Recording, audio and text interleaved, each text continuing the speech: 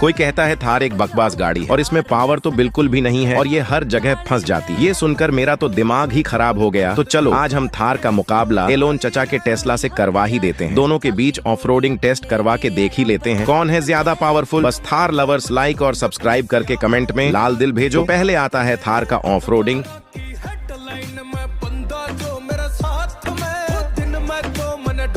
अब आता है टेस्ला साइबर ट्रक का ऑफरोडिंग।